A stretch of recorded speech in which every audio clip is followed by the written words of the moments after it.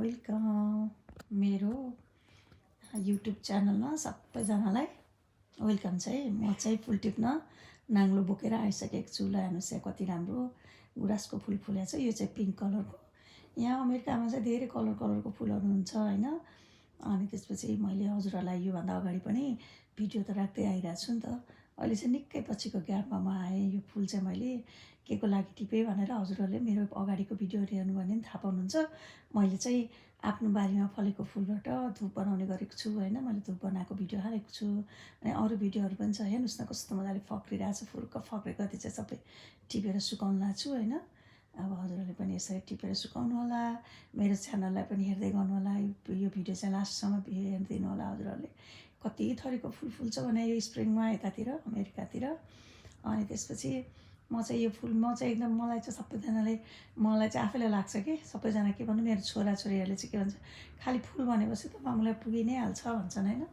म चाहिँ फुलकुमारी नामै फुलकुमारी हुनलाई चाहिँ केटाकेटाहरूले फुलै देख्नुहुन्न भन्छन्। हो नि अब फुल सबै त म टिप्दिनँ। अलिकति बारीमा यो राम्रोसँग फुलिराखेको फुलहरू अनि अलिक ओइलाउनु भने थालेपछि चाहिँ फुल टिप्न थाल्छु कि।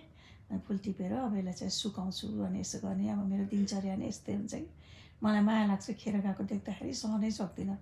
अनि आफूलाई धुप पनि बनाउनु हुने अनि काम पनि लाग्ने होइन। अब खास गरी त अब यो अर्ग्यानिक नै हुन्छ नि त। यसमा केही अरू विषादीहरू हालेको छैन केही गरेको छैन। अनि यो फुल अब अहिले त भन्यो भने त फुलको धेरै चिजहरू हुन्छ। अब म चाहिँ धुप बनाउँछु अनि त्यसपछिबाट टिपेको हो मैले चाहिँ होइन।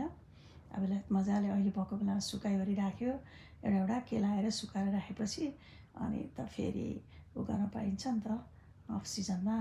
अनि टिपेर अब फेरि पिस्दै अनि बनाउन पाइन्छ। हेर्नु त फुल कति धेरै छ भने यहाँ। ल म चाहिँ अब फेरि सिजनअनुसारको फुल राख्छु किनभने अब यो फुलमा त अझ पारिजात भए झन् राम्रो हुन्छ। जति पनि बास्ना आउने फुल जाँदै आउँदै आउँछ त्यो पनि टिप्दै जाने।